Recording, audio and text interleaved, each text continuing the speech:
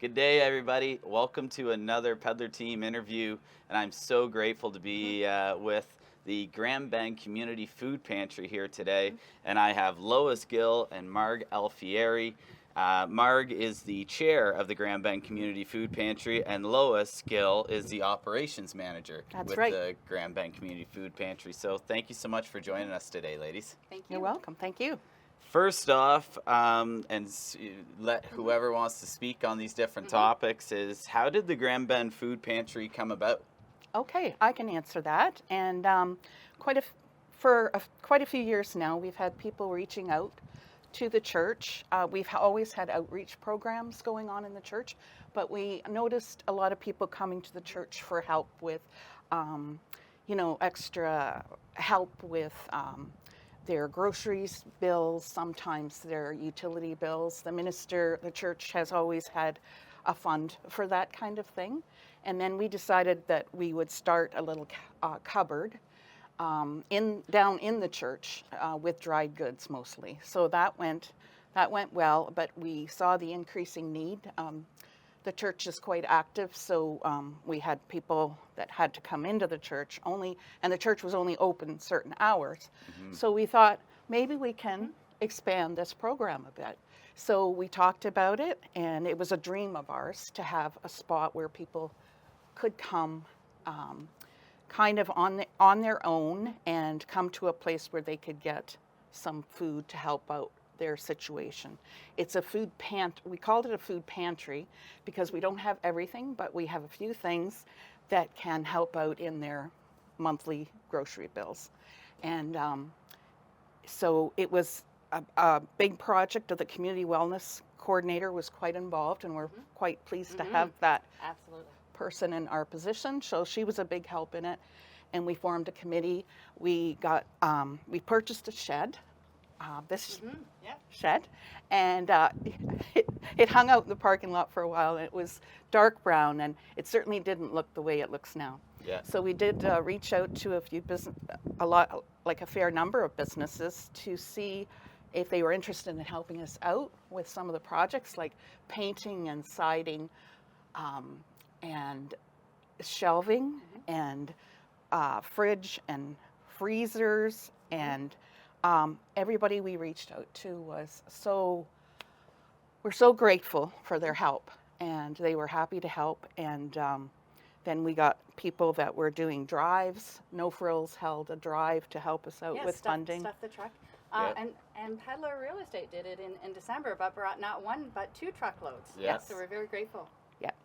And everywhere from little baking sales to, and even people like maybe cleaning out their their trailers, and then they would end of the season collect. Yeah. And then we've been lucky enough to receive some wonderful grants. One of them was from the Sunset Community Foundation. Amazing group. Yeah. They've been a strong partner, as have and the Rotary. Yeah. Without the Rotary's really sizable donation, we would not have been able to open. So that's really awesome. Kick-started, gave us life to take the leap. Yes.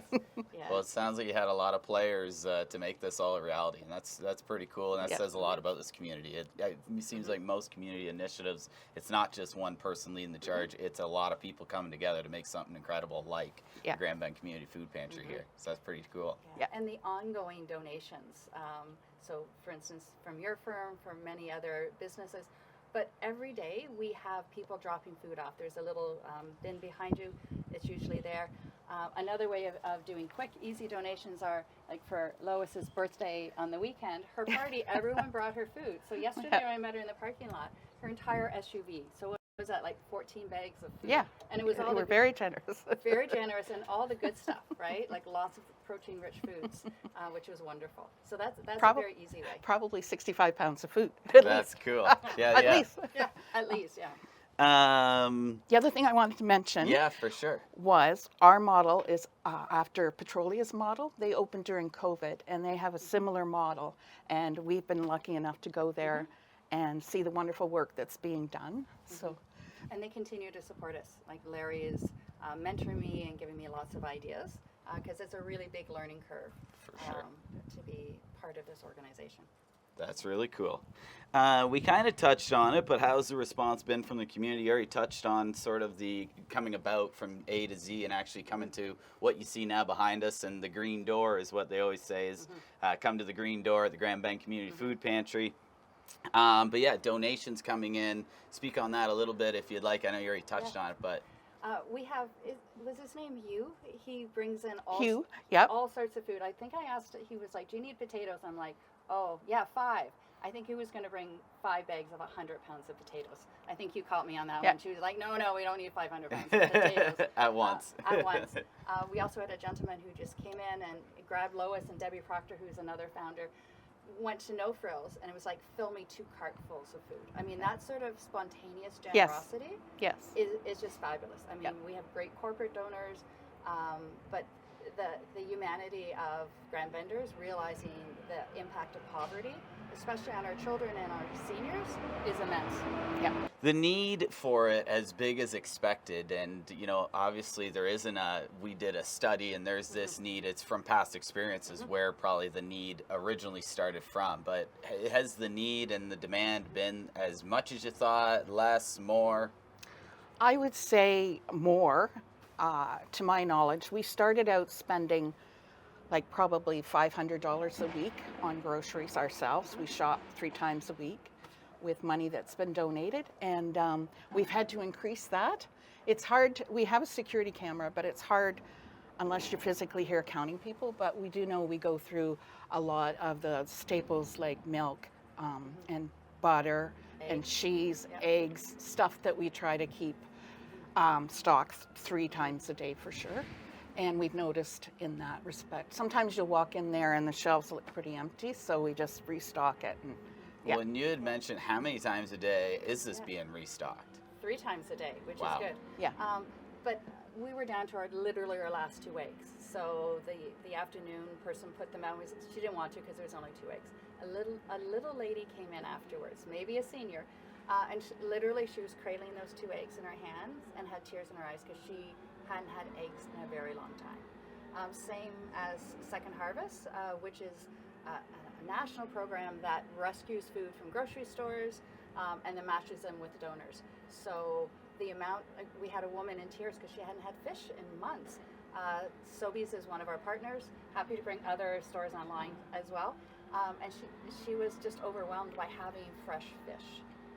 So having the Second Harvest has been instrumental in us meeting the needs. So we've gone up by 4 times the need, Wow. which is phenomenal. We're waiting, can't wait to harvest time, although I want to get through the summer and have fun, because people, even in their home gardens and our farmers, they're bringing food, like the produce to us. Yeah. Yes, we have a stand for the outside, and it's right there now. We'll be pulling it out when the time is right. And people did last year. We opened in September of last year, but they brought like vegetables, and it was wonderful. Like 30 pounds of broccoli. So we use a lot of the sort of the surplus.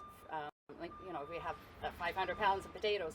We actually cook with them the last Friday of every month. Lois's creativity is in the kitchen. We do carrying casseroles for the church congregation, and some of those are put out here, and then soups as well. So all the produce, even if we can't put it all on the shelves, because there's like 40 pounds of broccoli in September. That was a lot of broccoli. Yeah. We keep it, we freeze it, and we're using it. We're going to start cooking classes. Okay, you're speaking about the cooking classes and how neat that is of a concept. Yeah. And So we're going to focus on households that are 1 or 2. We found out at the Community Health Center when we were doing our strategic plan that 2/3 of everyone in Grand Bend area live in households of 1 or 2 people. So we're going to focus on that sort of demographic as a start. We're going to bring in families for the second series. We talk about cooking on a budget.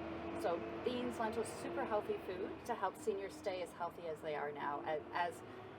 I'm sorry, I think we're in that age category. As we age, we can age with health and vitality.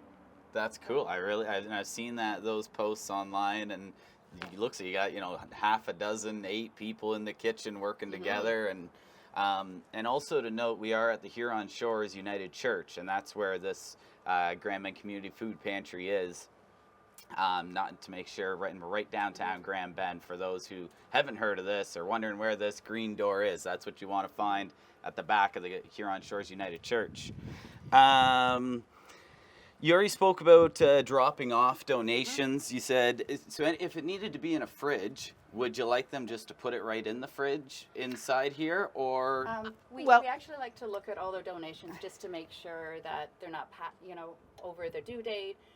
Anything that's perishable, if you can bring it during the church hours, there's which are Monday to Thursday, 9 to 1. And then on Friday, there is going to be somebody here. There's people here at different times, but the church administrator is here from 9 to 1, Monday to Thursday. Okay. Monday to Thursday, 9 to 1. If it's anything that needs to be in a fridge and perishable, then we make sure that gets to the right source. Yep. What are some, you touched on it, but just so it's in one clip is, what are some of the items that the pantry is finding you're using more of or could use more of or whatever there? So I mentioned the staples like milk, bread, butter, cheese, and eggs, which we try to provide. Baby food, toilet paper, Kleenex, canned goods, cereals, peanut butters, canned proteins such as tuna, chicken, ham. Yep. all of those. And the condiments like ketchup, mustard, Yeah. soups, canned soups. Yeah. So hopefully you're surprised when we're saying we go through, like, we stock baby food, but we go through a lot of it. So the people who are here, sort of two polarized demographics: young families who need milk for their children, and then seniors. So the level of poverty or food insecurity is high, as seen that we've quadrupled our budget to be able to provide those needs. And we don't stock the fridge totally full, because we don't want someone just to pull up and empty. So we actually have signs saying, please take one or two of milk or eggs. Take one or two at a time. Mm-hmm. Yeah. Now Very cool. and we can't take anything that's made from home, which we would love to do, but just we can't do that. It has to be made in a safety. food certified kitchen. Mm-hmm. But it does. I mean, you just interviewed one of our premier caterers, right? So if any of our caterers or restaurants are interested, we would be more than happy. We have 12 food rescuers that will go just about anywhere to pick up food. Very cool. We can use that. Sobeys gave us a ton of those. They have those great meals that are already packaged for one or two. Yep. We got 12, 15 pounds just before Easter, all gone. Yeah. And we should say, this is one site. We're a community food pantry. So we also, the CHC, we have a site there for their clients.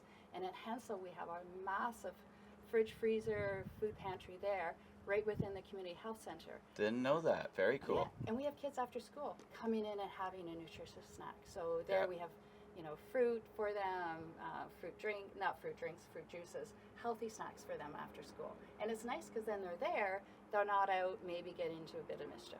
Sure. Yeah. And I want to say a shout out to the Huron County Food Distribution Center, who drops food off for us every 2 weeks. Yeah, they've been a wonderful resource for us. Amazing partner. Yeah.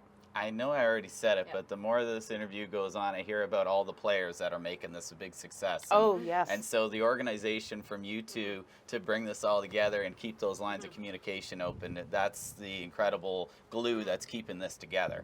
So kudos to you ladies for making this the success it has been. It's all praise goes to Lois and to the volunteers. She hates when Many I say hearts. that she is the heart. Many hearts were yes. involved in this. Very cool. Well, that's all the questions I had for you. Thanks, Garrett. May I ask you a question? For sure. So I already mentioned that PEDLAR Real Estate was such a strong, vibrant partner with us. I'm going to call you a partner, not just a donor. How did that make you and your whole family feel, especially right before Christmas? Community is everything and a staple of our business. So to see somebody in the community not being able to have something to eat for breakfast or something for lunch, I mean, that makes us feel terrible. So it makes us feel really good inside to know we're playing a part in the grand scheme of everybody being able to have a good breakfast or lunch or dinner, whatever that may be, and not just something, but actually something that has substance and is actually somewhat healthy, because there's a lot of unhealthy food out there, and unfortunately, when you're not making as much money and don't have as much money to spend, the easy alternative is those things that aren't healthy. So to try and give back where we can and something that's substantial, and that makes us feel really good, and really it's a big kudos to you ladies. And I'm sure there's a couple men on the community staff too that make it a success, but it's a kudos to the volunteers that make this a success. Yeah. Well, thank you. That healthy food literally went into the bellies of hungry children, which for me means that those children are going to grow up, their brains are going to develop, they're going to have, you know, fruitful, wonderful lives. So thank you. So this is the least we can do. Thank you, ladies. Yes. Okay. Well, have a great day, everybody. Thank you so much for tuning in for another interview. And this time, just as I said, so lucky to be joined by Marg Alfieri and with Lois Gill. Thank you so much. And we'll keep sharing your posts and keep an eye on their Facebook, socials, Instagram as well. Absolutely. Instagram as well. Look them up, Grand Bend Community Food Pantry. Yes. You can find this food pantry behind the Huron Shores United Church, downtown Grand Bend. And as just told to you, there's also a fridge at the Hensel Community Center. The health center. Yes, the health center. And the Grand Bend Community Health Center, there's also a spot there for those clients. Yes, dry goods, pantry items. We don't have a fridge there. But thank you to the community for their vibrant support. Okay, and thank you. Funny enough, as we sit here, we see another car pull up and the trunk opening, and it appears like some more stuff's being dropped off. So if you have anything to drop off, the need is there, as you just heard. Thank you so much for joining us today.